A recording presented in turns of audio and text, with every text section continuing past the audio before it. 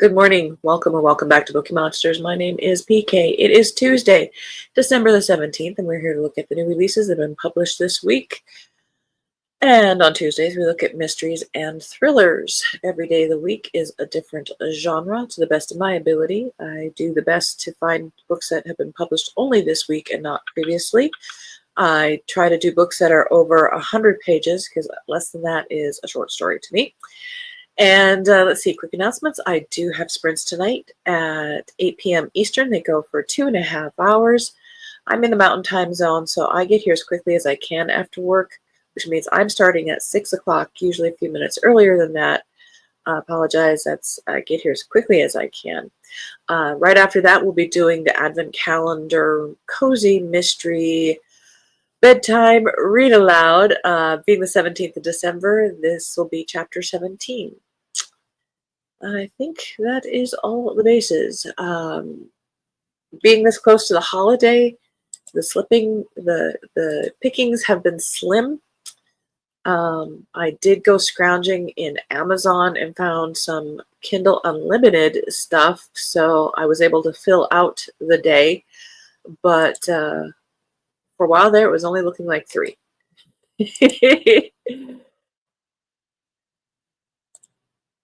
Let's jump in. Good morning, Kim. How are you doing? Oh, no, girlfriend, you got to get out of that routine.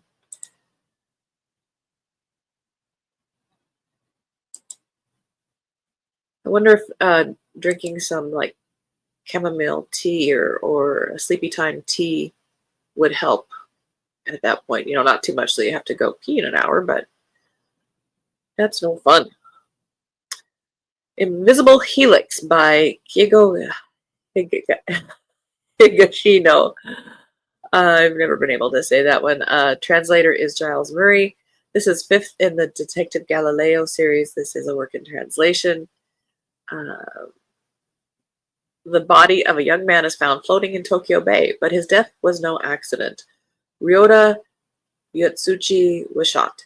He'd been reported missing the week before by his living girlfriend, Sonoka Shumauki, but when detectives from the homicide squad go to interview her, she is nowhere to be found. She's taken time off from work. Clothes and effects are missing from the apartment she shared. And when the detectives learn that she was the victim of domestic abuse, they presume that she was the killer. But her alibi is airtight. She was hours away in Kyoto when Ryota disappeared, forcing detectives Kusanagi and Utsumi to restart their investigation. But if Sonoko didn't kill her abusive lover, then who did? A thin thread of association leads them to their old consultant, brilliant physicist Manabu Yakawa, known in the department as Detective Galileo. With Sonoko still missing, the detectives investigate other threads of association. An eccentric artist who was Sonoko's mother's figure after her own single mother passed, and an older woman who is the owner of a hostess club. And how is Sonoko continuing to stay one step ahead of the police searching for her? It's up to Galileo to find the nearly hidden threads of history and coincidence that connect the people around the bloody murder, which, surprisingly, connect to his own traumatic past to unravel not merely the facts of the crime, but the helix that ties them all together. Hence the title, Invisible Helix.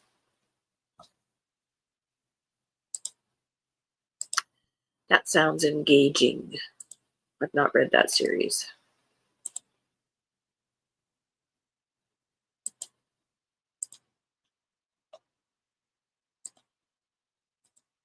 Good morning, Mary. Happy Tuesday. Insomnia is no fun. Yes, hot toddy before it might help. If not, you still had some fun drinking it. Very true. Very true. Kim, I may try melatonin, and being at my daddy's might help. Yeah, I probably won't make sprints after tonight until next week. Well, you enjoy your visit. That is not a problem. We'll always be here. You were having lunch. Was that yesterday? Did I miss that? Was that last week? It's starting to blur. I may try melatonin. I do that. Yep. And being at my you said that. Mary, hi Mary, I don't drink. So melatonin, chamomile. Deep Fury, David Freed, 7th in the Cordell Logan mysteries. A naked man drops from the night sky and crashes through the roof of a mobile home. That old chestnut. Nearly killing the elderly couple inside. The victim is soon identified as Pete Hostetler, a well-respected executive at a California-based toy manufacturing company. The detectives are baffled and there are no leads. Did he accidentally fall out of an airplane or was he pushed? For Cordell Logan, a sardonic, financially struggling flight instructor and former government assassin, as one is, Hostetler's death is personal. The two men were classmates in the U.S. Air Force Academy and later served together as fighter pilots during Operation Desert Storm, where Hostetler saved Logan's life during one particularly perilous combat mission in Iraq. Logan is convinced Pete was murdered, but who would have killed someone in such a bizarre fashion and why? These are all good questions.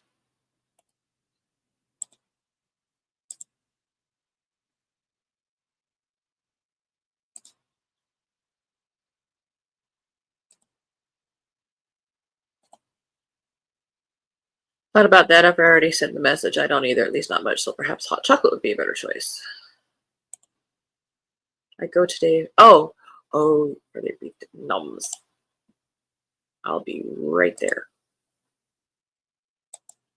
I Died on a Tuesday by Jane Corey. 18-year-old Janie White has the world and a bright future ahead of her. She's about to leave behind her small seaside town, the only home she's ever known, to embark on a book publishing career in London that couldn't be more excited. Even though she'll miss her dad and friends, she can't wait to start her life. She's cycling home after her last early dawn swim in the bay when the peaceful stillness of that Tuesday morning is suddenly shattered. A white van careens around the corner and barrels straight for Janie on her bike. In one swift moment, her life is forever changed and her dreams of a new beginning destroyed. She's brutally run down by the van and left for dead on the street. 20 years later. Pop superstar Robbie Manning answers the front door of his palatial home to a pair of police officers who inform him that he's being arrested for the attempted murder of Janie White. As word of Robbie's arrest spreads, no one, including his family, can believe it. Robbie is upstanding, a model citizen and family man, but he doesn't deny the accusations. He's been waiting for the truth to come out for the last 2 decades, and he's ready for his punishment. He deserves it after what he did to Janie. After everything Janie has gone through, everyone wants to believe this story. But is it the truth?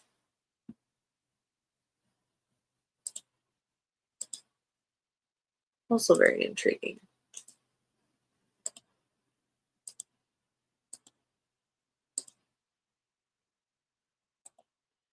Vicious. Oh, yum. Hard to do without beef, pork, and lamb. Only good side have lost 13 pounds without trying to. Good for you. Congrats. Without even trying.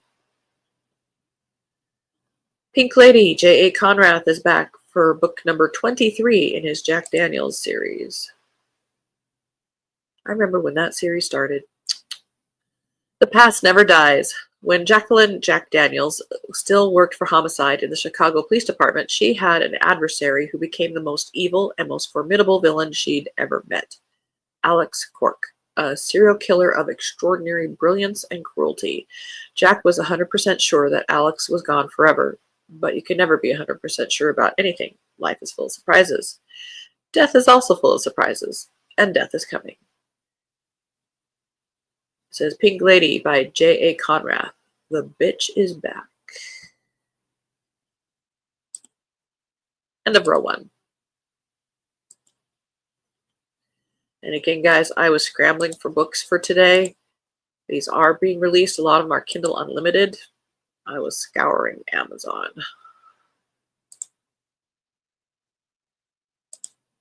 Winter's Maze by Mary Stone, 26th in the Winter Black FBI Mysteries. Private Detective Winter Black finally knows the identity of the puppeteer behind the recent string of murders she's been entangled in investigating, the same man who's been stalking and tormenting her for weeks. But when he leaves recent photographs he took of her and Noah, her husband's eyes scratched out, his vendetta becomes frighteningly real and terrifyingly personal, because Noah is missing. The nightmare becomes disturbingly real when Noah's wedding band is placed on Winter's doorstep, accompanied by a taunting note written in cryptic video game jargon. The instructions, excuse me, A deadly scavenger hunt with Noah's life hanging in the balance. Refusing to play isn't an option. Permission. Find her husband before it's too late. As Winter dives headfirst into the puppeteer's sinister game, other unwilling players emerge, their fates as uncertain as Noah's. Every clue leads her deeper into a labyrinth of danger, every wrong move tightening the noose around the man she loves. The stakes couldn't be higher. Solve the puzzle or lose Noah forever.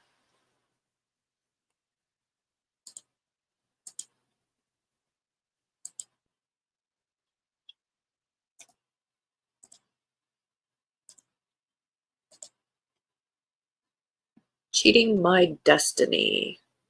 It is your destiny. Thank you. Thank you. Mary, another overcast day here in Virginia. Going to a beating get-together this morning. We meet monthly. I never get much done, but nice to visit with everyone. Oh, that's fantastic. Have a good time.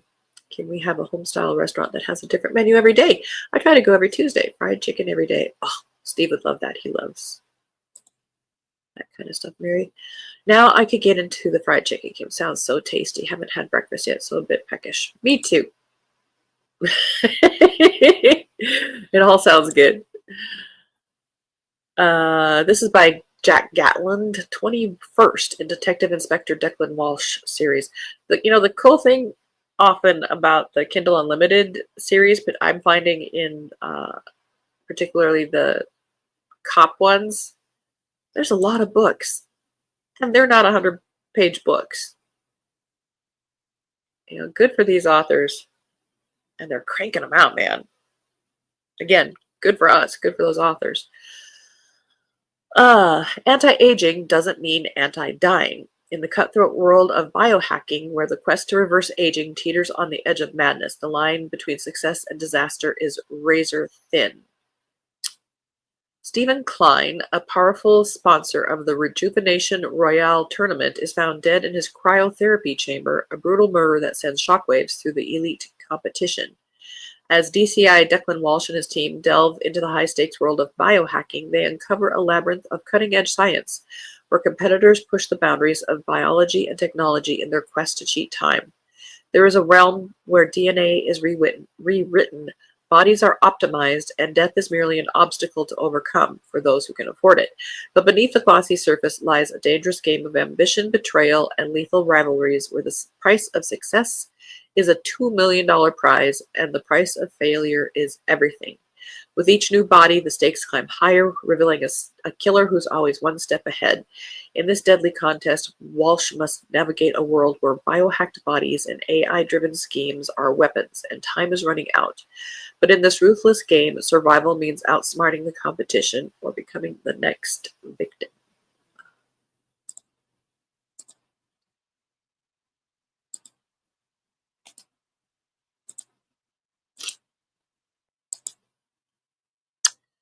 Now my nose is stuffy.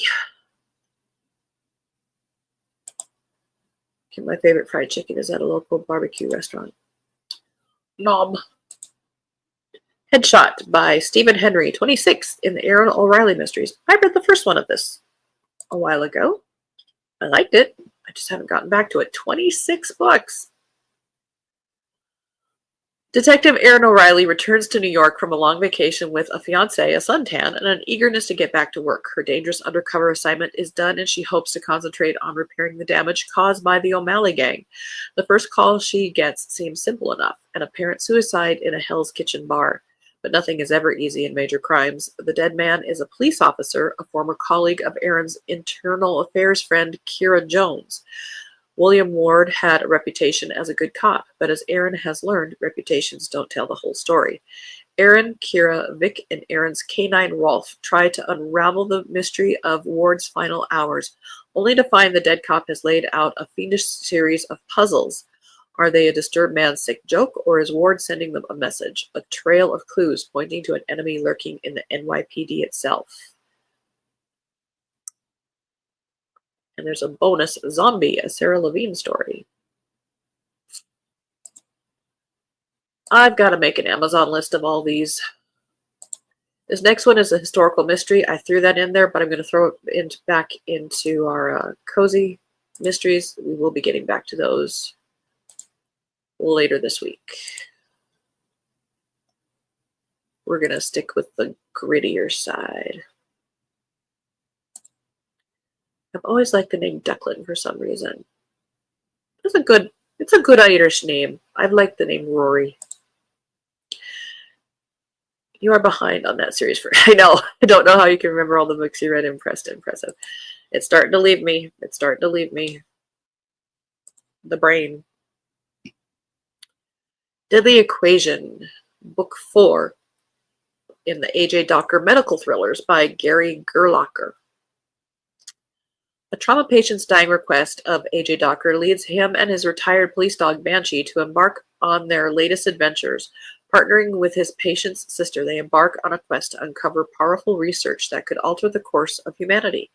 Shadowy enemies pursue them in Washington, D.C. in a race to capitalize on the information while a new threat reveals itself at Doc's hospital.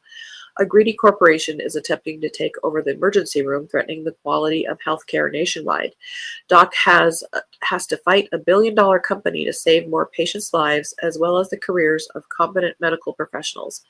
Banshee has his back as he battles on all fronts.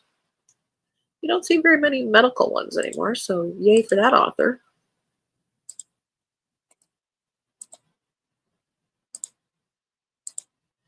Hatchet Hill, second in the D.I. Haig crime thrillers by David J. Gatward. Somerset, England. Grief still haunts Gordie Haig's every moment. Mourning her fiancé's death, she finds solace in the quiet spaces of the church and takes comfort in tarot reading. But she's pulled from her dark reverie when a beloved local police community support officer is found brutally slain.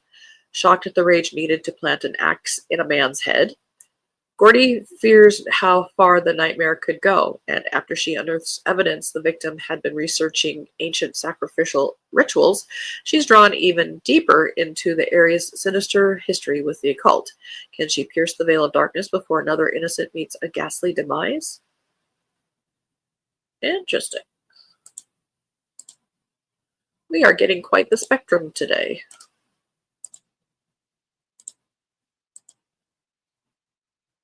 State of Wrath, 23rd in the Virgil Jones Mystery Thriller series by Thomas Scott. See, Kindle Unlimited, you get these massive series, and they're not wimpy books. Virgil Jones, lead detective with the state's major crimes unit, has learned plenty of lessons over the course of his career, most of them the hard way.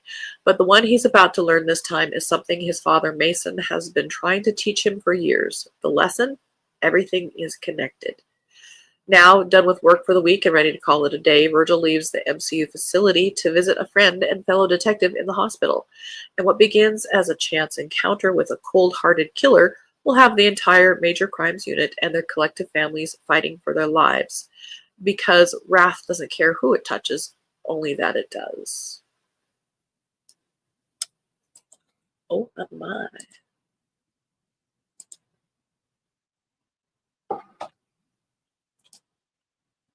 Sorry, copy was required. My vessel needed some deparchment.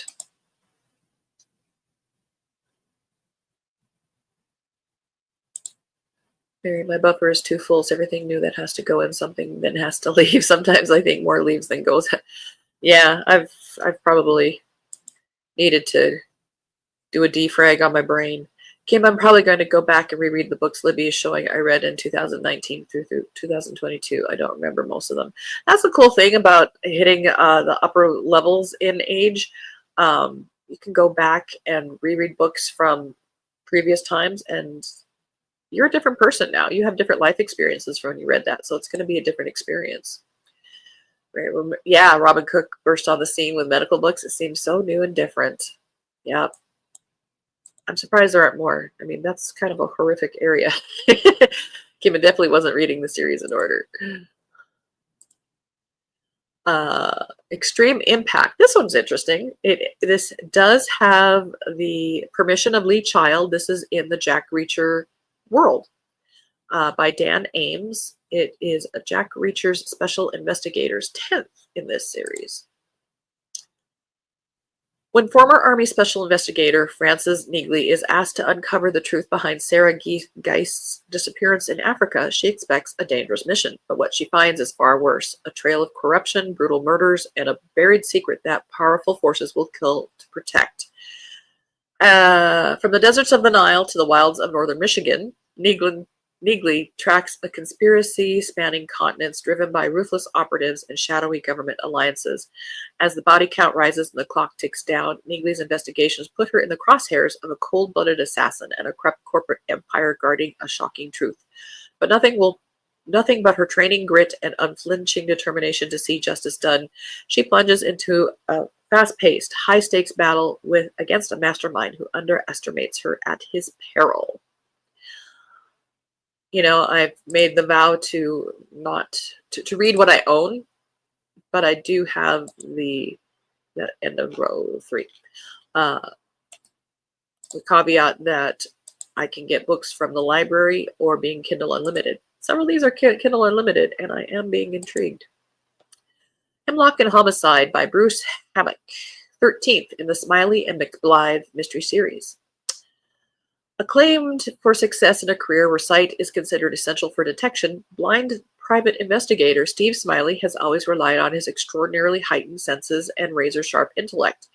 His sighted business partner is usually at hand to offer her penetrating insights, but when she becomes consumed with a high-stakes real estate development, Smiley finds himself at loose ends, until fate pairs him with an unlikely ally, a washout from the police canine program. In their first case together, what appears to be a simple matter of proving pharmacist's innocence in a poisoning death quickly unravels into something far more sinister. Every conversation reveals another suspect, every clue points to another motive, and in the shadows, someone is watching their investigation with growing concern. When an act of arson sends his partner to the hospital, Smiley realizes he's stumbled onto something bigger than a single murder. With time running out and lives at stake, Smiley must rely on his keen powers of observation and his uniquely gifted canine partner to expose a truth that others have gone to violent lengths to conceal. I'm intrigued. Wow, this is for not having anything really to look at on Tuesday. I'm really intrigued by a lot of these. The bell went off. We have one more here. Let's do it, because this is book number 59 of 60. Dominance by Remington Kane, a Tanner novel, book number 59. And again, these aren't wimpy 100-page quote-unquote books. This is almost 250 pages. Lucien Gant, patriarch of the Gant family in France, has decided the time has come to wage war on their enemies. Those enemies include Tanner. Tanner travels to New York City to help Joe Pullo, who killed Lucien's son Victor after Victor's ill-fated attempt to take over the city years earlier. Elke Gant killed another of Lucien's sons, Marius, in retaliation for the murder of her own son. Lucien's remaining son, the hulking Hugo Gant, and his devious sister Salome are out to do their father's bidding and eliminate their enemies, and their success brings tragedy into Tanner's life. Death comes to New York City in the form of vengeance, and sorrow and loss follow in its wake. Good for that author. Holy moly. All right, that's all we have time for. Very love Jack Reacher. Yeah. And there's this whole tangential series, 10 books, that does have the blessing of Lee Child, the author. Do you keep all the books you have or donate them to Light? You must have quite the personal library. I read most of mine on Kindle for the most part. I am starting to rebuild my library in the last couple years, because I realized that the Kindle books could go away and I would have nothing to say about it.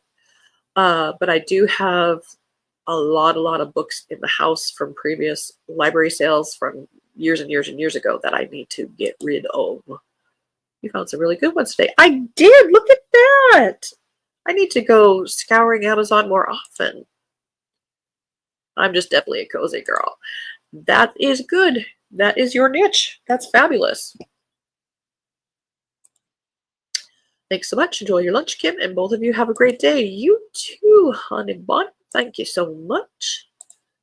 All right, I do have sprints tonight at 8 o'clock Eastern time. They go for 2.5 hours, and then right after that, we'll do our Advent calendar cozy mystery bedtime read aloud on the spin-off channel Tales for Bookeemonsters. Tomorrow we'll be looking at romance, and I'll probably be scouring Amazon for those too. It's just the week before the holidays, so there's not much there. There's no there. Kim, see you tonight. Have a wonderful day. Indeed. Enjoy your lunch, Kim. All right. Have a good day. As the banner says here, don't be a bookworm, be a bookie monster. Nom nom nom. Have a good day and God bless.